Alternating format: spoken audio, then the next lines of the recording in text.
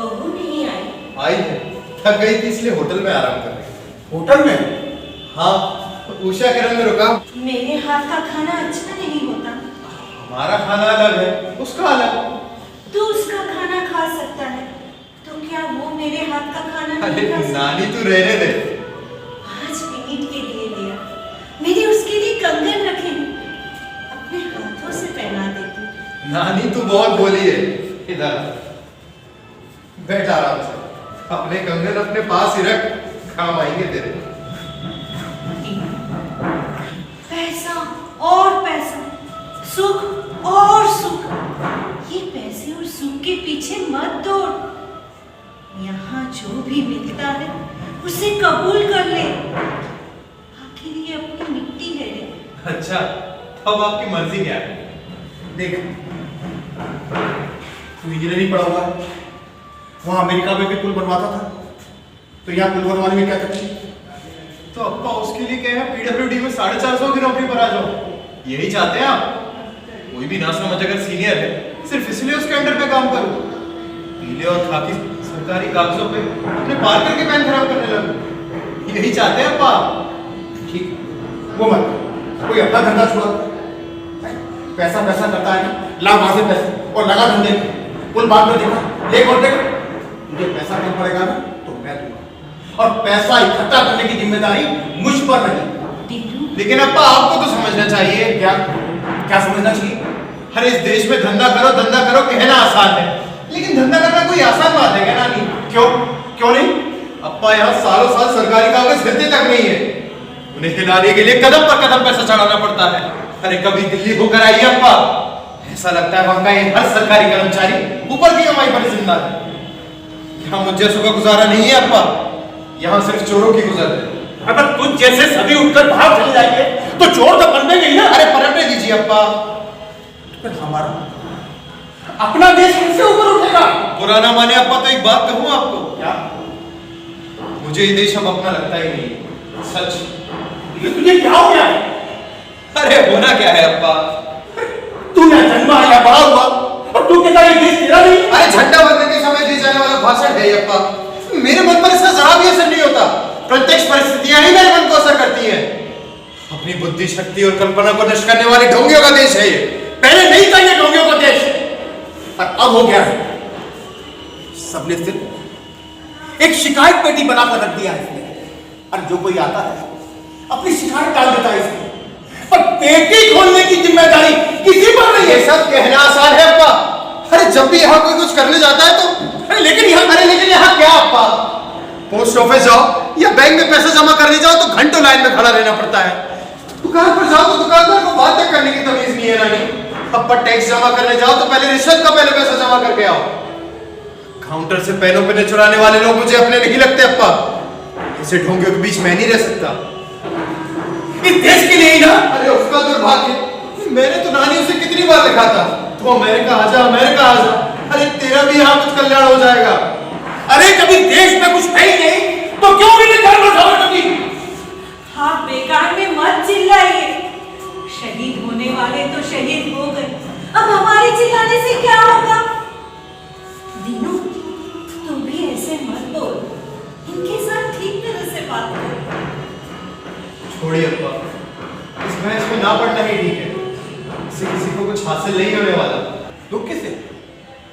पर इतना तूने कहा, इतना ही कौन है? आप बैठ जाइए, ये क्या छेड़ रखा है आज आपने? अरे मैं किसी से कुछ बोलता ही नहीं हूँ भाई। आप बैठ जाइए, लेकिन मुझे बात करने दीजिए दीनू से। तुम इनकी बातों का दिल पर मत लगाना, इनका स्वभाव ही कुछ, अब बुढ़ापा आ गया है ना, इसलिए कुछ ज्यादा। नहीं नानी, मैं नाराज नहीं हूँ। दीनू, अब तूने यहाँ रहने के बारे में क्या सोचा? नानी मैं यहाँ कैसे रह सकता हूँ? यहाँ मत रहे, कहीं अलग रहे, पर हमारी नजरों के सामने रहे। लेकिन नानी यहाँ मैं किस लिए रहूँ, क्या करूँ? ये कह रहने की धंधा कर। अरे तेरी समझ में नहीं आएगा नानी। ठीक है, मुझ मरी को कुछ समझ नहीं आता, पर अपने बच्चों का प्यार तो समझ आता है, उसका मैं क्या करूँ? अरे नानी अब क्या पहले जैसा समय है क्या? बेटे को माँ बाप की सेवा करनी है का क्या मतलब है? कंधे पर कांवर रखकर काशी जाना है क्या? अब हमें काशी नहीं जाना। हम काशी गए थे जब तू इतना सा ठंड में तेरे होठ और गाल फट गए थे, अभी तक याद है। अब काशी में कुछ भी नहीं चाहिए। तो नानी फिर मैं यहाँ किस लिए रहूं? क्या करूं? क्या बताऊं रीनू, ये बताने की नहीं समझने की बात है रीनू। कैसा महसूस होता है ये बताया नहीं जा सकता। जब तक तू हमारी उम्र में नहीं आएगा तो समझ नहीं पाएगा कि अब हम जीकर क्या करें, जब जीने का कोई लक्ष्य ही नहीं रहा। कभी कभी मुझे लगता है कि हम सो जाएं और सुबह उठने ही नहीं।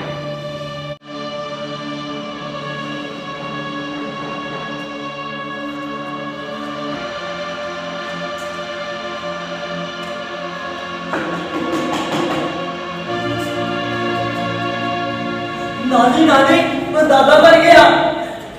अपना नंदू लौट आया नानी। नंदू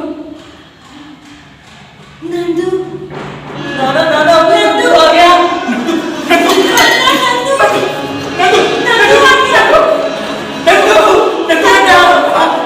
मैं कौन? अप्पा! ये नानी! अप्पा!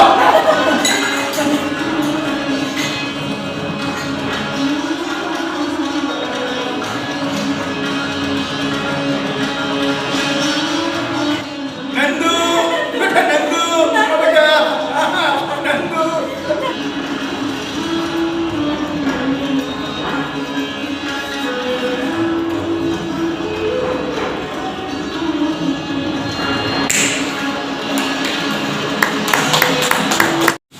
मराठी नाट्य लेखक हैं, उनके द्वारा लिखा गया बहुत ही फेमस नाटक है ये।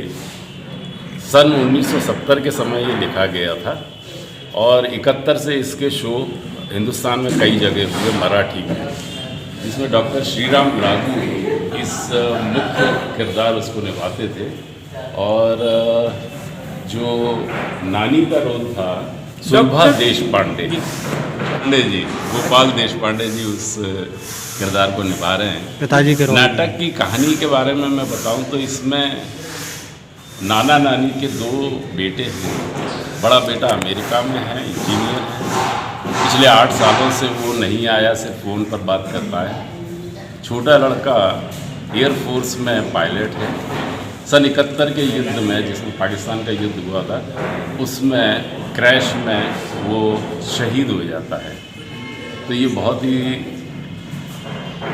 दोनों बुज़ुर्ग अकेले हो जाते हैं और जब जीने का कोई उद्देश्य समझ में नहीं आता तो ये डिसाइड करते हैं कि अब हमें नहीं रहना और हमें अब अपना अंत कर देना चाहिए। लेकिन थोड़ा सा नाटक में ट्विस्ट दिया गया। उनका जो नौकर है, जो इनके घर में सब देखभाल करता है, उसके नाती होता है और वो नाती को लेके आता है, जिसे ये दोनों बुजुर्ग समझते हैं कि हमारा जो शहीद हुआ बेटा दोबारा पैदा हो गया। तो इनको जीने की एक राह मिल जाती है और जो सुसाइड का दिमाग में था वो हट जाता है, एक जीने के लिए दोबारा। संध्या छाया